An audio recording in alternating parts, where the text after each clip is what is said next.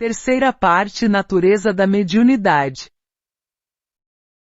Mediunidade é o conjunto de faculdades que permitem ao ser humano comunicar-se com o mundo invisível.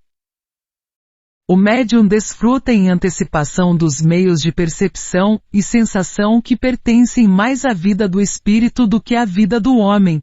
Isto é o que lhe dá o privilégio de servir como um elo de ligação entre eles. Este estado deve ser visto como resultado da lei da evolução, e não como um efeito regressivo, um defeito, como acreditam alguns fisiologistas, que equiparam os médios aos histéricos e aos doentes. Seu erro decorre do fato de que a grande sensibilidade e impressionabilidade de certos sujeitos causa distúrbios sensoriais e nervosos em seu organismo físico, mas estas são exceções que seria errado generalizar, pois a maioria dos médios está em boa saúde e em perfeito equilíbrio mental.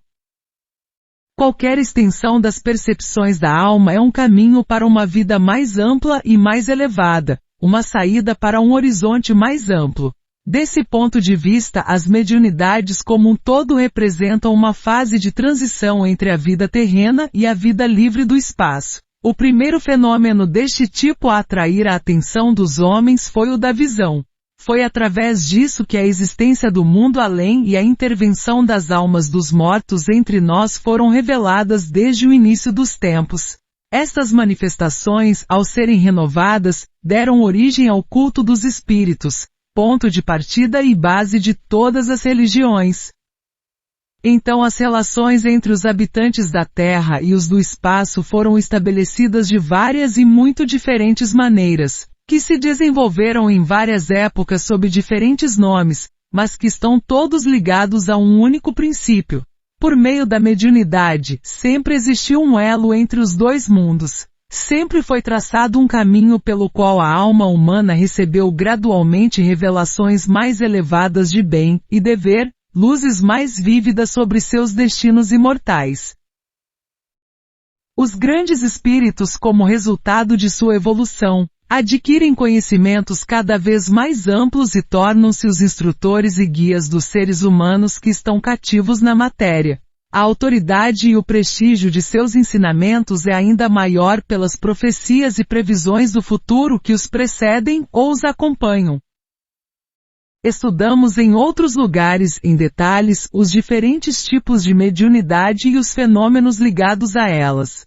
Podemos ver como se estabelece a comunhão dos vivos e dos mortos, como se constitui essa fronteira ideal onde as duas humanidades, uma visível, a outra invisível, entram em contato, como através dessa penetração, nosso conhecimento da vida futura é ampliado e tornado mais preciso, e se adquire a noção das leis morais que a governam, com todas as suas consequências e sanções.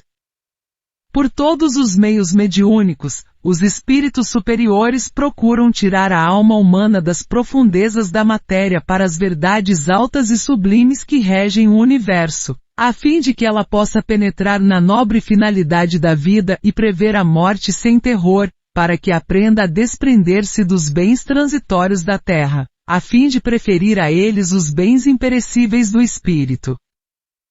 A alma só pode encontrar harmonia no conhecimento e na prática do bem, e só desta harmonia flui a felicidade por ela.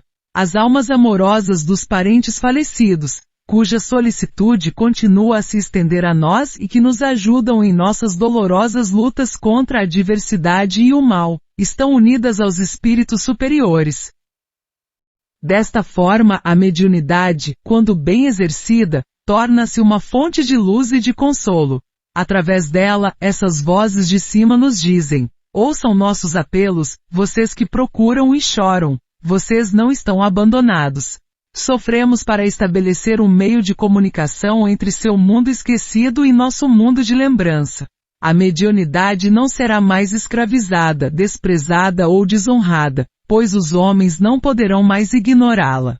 É o único elo possível entre os vivos e nós, a quem vocês chamam de mortos. Portanto, a esperança, não deixaremos a porta que abrimos cerrar novamente, para que em suas dúvidas e preocupações você possa ter um vislumbre da luz celestial.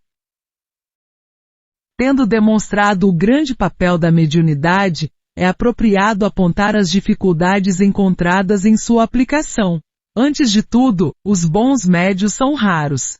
Não faltam faculdades notáveis, mas muitas vezes elas permanecem sem uso prático, por falta de estudo sério e minucioso. Muitos médios se escondem em círculos íntimos, em reuniões familiares, abrigados de demandas excessivas e contatos desagradáveis. Quantos jovens com corpos delicados, quantos retidos pelo medo da crítica e de métodos maliciosos, cujas belas faculdades se tornaram obliteradas e perdidas por falta de uso sábio e de boa direção.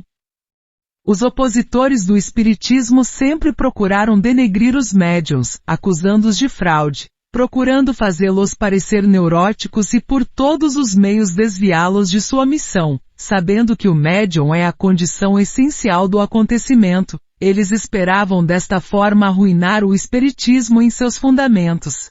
É importante frustrar esta tática e, para este fim, encorajar e ajudar os médiuns enquanto cercam o exercício de suas faculdades com as precauções necessárias. A guerra ceifou milhões de vidas em sua juventude e virilidade. As epidemias e pragas de todos os tipos deixaram enormes lacunas nas famílias humanas. Todos estes espíritos, em inúmeros números, procuram se manifestar àqueles que amaram na terra, para provar seu afeto, sua ternura, para saciar suas lágrimas, para acalmar suas dores. Por outro lado, mães, viúvas, noivas, órfãos estendem suas mãos e pensamentos para o céu na expectativa ansiosa de notícias de seus mortos, ansiosos para reunir provas de sua presença, provas de sua sobrevivência. Quase todos eles possuem faculdades latentes e ignoradas que lhes permitiriam estabelecer relações com os mortos. Em todos os lugares há possibilidades de estabelecer uma ligação entre essas duas multidões que se procuram, que são atraídas uma pela outra e que querem fundir seus sentimentos e seus corações em uma harmonia comum.